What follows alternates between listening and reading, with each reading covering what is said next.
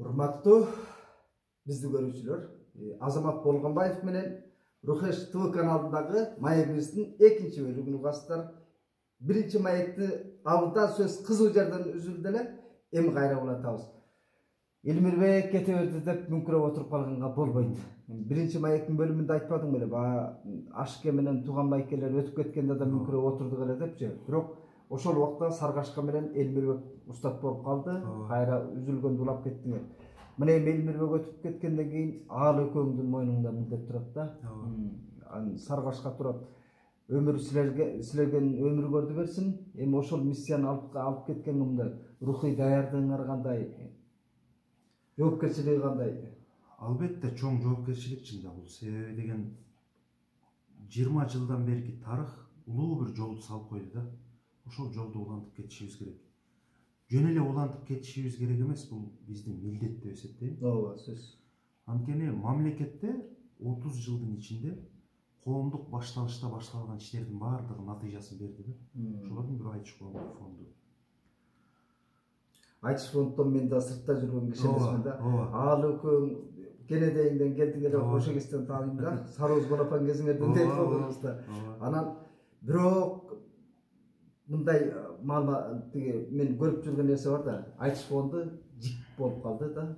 Элмирбектин окуучулар менен Жеңишбектики бир ортодо жеке тааныштар менен кандайдыр бир себептер менен мындай ынтыма кыдырай түшкөндөй болду эле да. Бирок азыр эми ошол чыгармачылык чөйрөдө ошол атмосфераны түзө аласыңарбы? Биримдикти ал экөөң бир төрдө отуруп устаттык кылып турган кез келди го дейм. Жеке менин пикиримде пендечилик нерселер болбой койбойт экен. Баарыбызда болот экен да. Баарыбыздан кемчилик кетет экен. Бардыгыбыз бирөөгө орой айтып алабыз, же бирөөнү ашкере мактап алабыз. Ошондой учурлар болбой койбойт экен. Айтышта да ошондой нерселер болду. Бирок өнөрдүн кадыры үчүн, ошол өнөр көтөргөн өлкөнүн кадыры үчүн биз руханий жолдо каалайбызбы, каалабайбызбы бир болушубуз керек деп эсептейм. Илгери деле аксакалдардын ичара мамилесин ар кандай кылып айтышчу. Биз ал кезде жаш бала болуп айрымдарын сиңирсек, ыйрымдарын кулабыз сыртынан кетирип койчу элек да.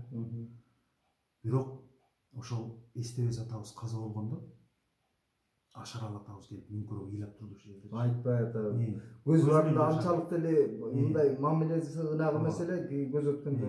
Ошолор көзү өткөндө эстебес ата. Мына Жеңишбек байке өзүнүн машинесине салып алып келген. Мүңкүрөп ыйлап турду. Опера балет театрында коштошуу зыйнаты болгондо Тууганбай ата сүйлөдү. Эстеке, тирүүдө эмне дешпедик, тирүүдө эмнени жешпедик деп сүйлөп, акыркы сапарга узатты. Бирок анын баары кеч болду да. Туурабы? Эстеке мал сөздөрдү уккан жок. Элмирбек өлгөндө да баягы Жеңишбек өпкөсүнөн тийбей ыйлап отурду. Ооба. Элмирбек байке менен Жеңишбек байкенин мамилеси, булар руханий баалуулукту сыйлаган адамдар. Түпкүлүгүндө бир багытта жүрүштү. Эми пендечилик экен, турмуштук нерселерде бөлүп коет экен ол жерде. Сиз айтып атпайсызбы? Бала кезде мындайча айтканда күнү түнү эле чогуу жүрүп калган учурлар болот. Себеби үй бүлөбүз кура элекпиз анда. Акча таап кел деген аялыбыз жок. Күндө кийим сатып бер, окуу курал сатып бер деген балдарыбыз жок. Мындай айтканда баягы бойдокчулуктун өзүнчө доору болот экен. Көр турмуш дейт да. Көр турмуш дагы адамды кыйнап коет экен. Анан ошол себептерден улам көпчүлүк ойлойт экен, мамиле алыстап кетти, ортодо ыдыраган бир нерсе пайда болду деп. Турмушта алын жумушу башка болуп калды. Филармонияда иштеп калды. Мен Айтыш коомдук фонду ишин уланттым. Алы үй бүлө күтүп 4 балалы болду. Мен үй бүлө күтүп 4 балалы болдум. Мындайча айтканда көрөкатка да кирип кетет экенбиз да. Көрөкатка да. Ал эми жаштардын ичине баягы мындай бир өңүт өзгөрүлүп кеткени мындан дагы болуп калат го деп мен жеке оюм.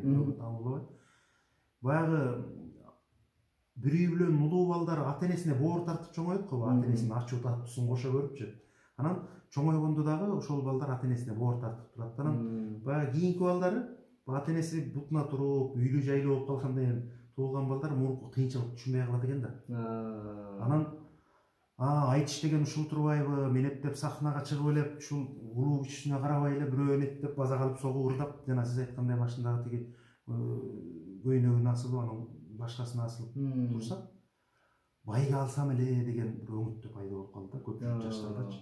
Мен ушул чыксам айтышка, эптеп бирөөнү алка жакадан алып эле согуп түшсөм, анан байгеге маарып жыргайт экенмин деген түшүнүк дагы сиңип калгандай да.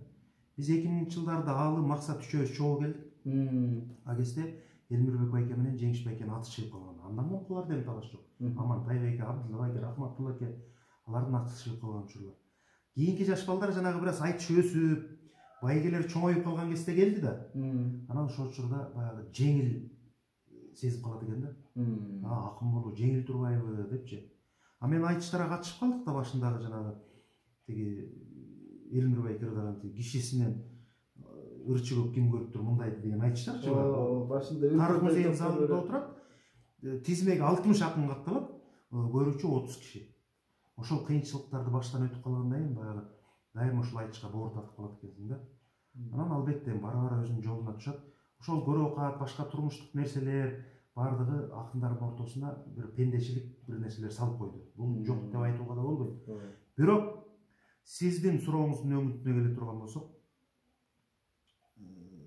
боору бүтүн адам болбойт экен. Өлөт деп элестетпей турган адамдар да кете берет экен турмуштан. Элмирбек акындын мисалында. Биз ошол руханий жолго түшүшүбүз керек деп эсептейм. Акындын максаты байга алуу эмес, менин оюмча. Ал көрөкөт табылат, 5-10 сом табылат. Акын ошолго жерге чыгып, руханий бийиктикти, руханий тазалыкты, улуулукту айтып ырдаш керек. Элмирбек акын казак менен кыргыздын ортосундагы талаш тартыш болуп аткан маселелерди деле бир сонун кылып дипломатиялык келтирип койчу да. Ошол учурлардын баардыгын биз руханий жол менен иретке келишибиз керек дагы. Белди бекем бууп деп коет го кыргыз. Кайра белди бекем бууп, сиздин сурооңуз мындай да, бир чети тапшырма, бир чети баягы агалык сөздө айлан баштабайсыңар деп бир аксакалдар келип айтат го, ой бир отура бересиңер ушинтип. Нерсени биримдик менен башташыбыз керек экен. Садык Шерекөөбүздө сүйлөштүк да бул боюнчачы. Себеби азыр нускай турган куракка келипбиз, мынтип карасаң, кечээ эле аал экөөңөр жап-жаш жаңыдан келген балдар бүгүн мындай 40-тын кырына келип, силер дагы бир азууңар жетилип калганда, анан баары жаштарга жол көрсөтө турган милдетиңер. Албетте, милдетибиз чындап эле. Анан максат берки Жеңишбектер дагы ошол көбүрөөк айтыш фондуна келип, жанагы мен 2 жолу айтыш фонддо лекторлорду уюштурдум. Мындан ары да 10 күн сайын ошол акындык мектепти өстүрүүдө, чыгармачылык сапатты өстүрүү үчүн ошол ар тармактын өкүлдөрүн чакырып койсо. Аксакалдардын көпчүлүгү, акындардын аксакалдардын көпчүлүгү жерлерде да, алар дайыма шаарга келе албайт. Маселен Абдулла аке Таласта, Абдубали аке Ошто, Рахматулла аке Жалал Абадта өзүнүн иши бар дайыма ошол. Анан бул жакта ушул Амантай агабыз менен эле Жеңишбек агабыз мурдагы муун аксакал болуп калды чындап келгенде. Кээде ушуну сезбейт экенбиз да. Ушул нерсени сезбей калат экенбиз, бирок аксакал болуп калды. Биз аал экөөбүз ошол Жеңишбек байке менен Амантай байкеге таянышыбыз керек. Биздин артыбыздагы жаштар аал экөөбүзгө таянышыбыз керек. Мен ойлойм, Кудай буйрса, могул саясий, могул шайлоо, аркы берки деген нерсе аябай бузат экен. Ушул нерселер өтүп бир нукка түшүп алсак, акындар дагы бир жаңылануу, жаңы дем менен баягы саясий лозунгдар болот го, жаңы дем, жаңы күч дегенчи, ошол сыяктуу болуп, биз дагы мындай бир белди бекем бууп, ишибизди улантышыбыз керек деп ойлойм. Бул өнөр үчүн. Мезгил убакыт өтө берет экен. Токтогул өтүп кеткен, Ишмамбет өтүп кеткен, Жеңи жок өтүп кеткен. Бирок өнөр кала берет экен го. Ошол нерсени аманат кылып алып жүргөндөн кийин биз бул нерсени сиз айткандай биримдик, ынтымак, ырашкерлик менен улантып кетишибиз керек деп ойлойм. Бардыгы сөз сөйлөтүн сыйлаган мыкты акындар.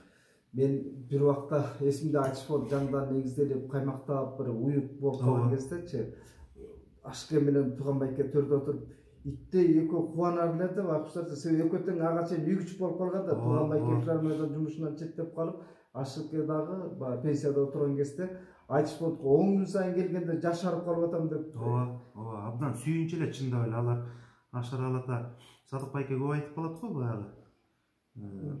Саке, мен ушу бул дүйнөдөн өтүп кеткенден коркпой деле калдым депчи. Себеби бул биологический тууган деле эмес окшойт го деп калам кээдечи. Себеби бизди өз баласындай тутчу эле да. Ашаралы ата дагы, Тууганбай ата дагы, Эстебес ата дагы. Өз баласындай тутчу эле. Ушул жерден бир кеп коңгуроonu басып коюңуздар, Рухеш ТВ каналга катталыңыздар. Туура. Азыр айтып атпайсыңбы? Ашаралы ата, Тууганбай ата дегенчи. Бул жакшы наркта, бирок ушул нарк акын жазуучулардын арасында, маселен, Аксакал муундагы акын жазуучунун ата деген жаш калемгерлер жок да. Себеби Ашке менен Тууганбайке жаштар менен силер менен тең ата болуп туруп арак ичкен жок. Келин келсе кумарыңыз кеп курчу эмес да. Туура. Ошондон улам ата баладай болуп калдыңарбы? Эмнеден улам ошо? Бул позициячы мен дайыма мактана турган позиция да. Эми Кыргызстандын искусство менен маданиятында жанр көп. Акын жазуучулар бар, театр ишмерлери бар, классик музыканттар бар, улуттук өнөрдү алып жүргөн бир топ өнөрпоздор бар. Бирок бизди баары бир жанагы нерсе баягы айрым адамдардын көкүрөгүн оорутуп коюшу мүмкүн. Булардын ынтымагы ыдырап кетти. Жок. Ал пендешилик күндү. Өтө турган, кете турган нерсе. Бирок түпкү руханий биримдик акындарды кармап турат баары бир. Ооба, сен жана эгемендик айтышта баары эле чогулуп атпайсыңбы кайра элечи? Баардыгы кармап турат. Ошол аксакалдар айтты, Элмирбек агабыз каза болгондочу.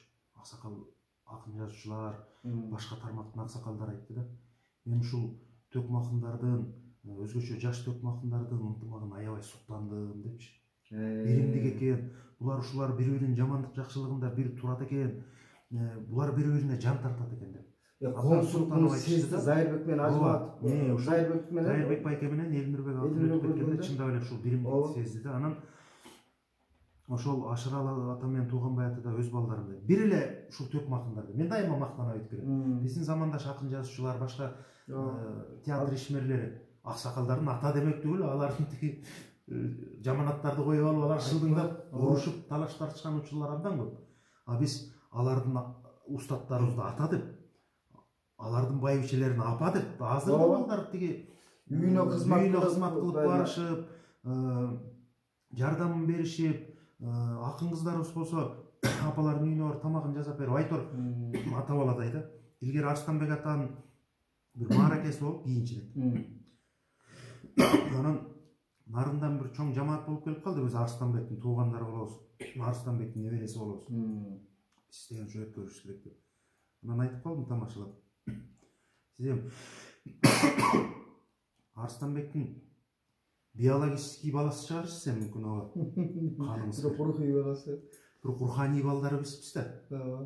Арстанбектик эмес дейт азыр. Десең. Бирок ошол руханий балдары биз. Ошол Арстанбекти, ошол Токтогулду, ошол Эшмамбетти жанынан көргөн эмеспиз да. Осмонкулду, Галымкулду жанынан эмес, телевизордон көргөн эмеспиз аларды. Ошондуктан баардыгын аталап жүргөн бир гана төкмө акындар деп ойлойм. Каалайбызбы, каалабайбызбы, биздин маданияттын туу чокусу, түпкүлүгү ушул төкмө акындар болуш керек деп эсептейм. Жанагы сиз айтып аткан нерсенин баардыгында ошол албетте Бишкектеги, эми азыркы замандын эми шарт ушундай экен да, баягы көпчүлүк иш борбордо кайнайт экен. Борбордон алысыраак болуп калсаң, баягы айрым иштерден алыс болуп каласың. Ошондуктан акындар кайра биригип алып ушул Айтышкондук фондунун ишин улантып кетишибиз керек. Себеби бул ишти улантып калбасак, акындар кайра көчөдө калып калышы мүмкүн. Азыр жаш муундагы чыгармачыл адамдардын ынтымагына таң калып, өткөндө белгилүү акын Нурал Капаров мага телефон чалып атпайбы, айтат да, Элмирбек менен тиги Зайырбек өтүп кеткенде Оштон Түөнбай Колдошев келди, Улукбек Омукеев жана башка көп акындар келди да, Мелис деген да жигит. Анан ошолор келгенде айтат да, биздин муундагыларга караганда силер укмуштай уйбор экенсиңер депчи. Бизде баландай эгер буту сынып больницада, ооруканада жатыптыр десе, телефон чалып койбойбуз дейт да. Силерде ошо ынтымак бекем экен деп. Бизде баягы айтып атпаймынбы, тиги күнүмдүк пендечилик алып өтө турган нерсе, бирок түпкүлүгүнө келгендечи төкмө акындар дайыма бири-бирине боор тартып турушат. Бизде канча айтыш болду да, канчалаган айтыш болду. Айрымдар пендечилик менен гана караган күйөрмандарыбыз да бар да эми. Тиги булар байген очерет менен берет, анан булар байген өздөрү бөлүп алат депчи. Ошол ынак мамиледе деле өзү байгени кантип бөлүштүр, өзү деле кырдаал чечип коет экен. Анан болбосо ким эле чоң байгени алгысы келбесин. Бир күнү бирөөнүн удулу келип турган болот, бир күнү бирөөнүн маанайы жакшы болуп турган болот. Ошол нерсе акындардын баардыгын көтөрдү да. Баарын көтөрдү. ошол шартты түзүп берди. Жаштарды өстүрөлү деген шартты. Акындар жаштарга да өзгөчө шарт түзүп берди. Маегибиздин экинчи бөлүгү да кыска нуска болду. Ушул жерден токтотобуз. Рухеш ТВ каналына катталып туруңуздар. 3-бөлүктөгү маек болот буюрса.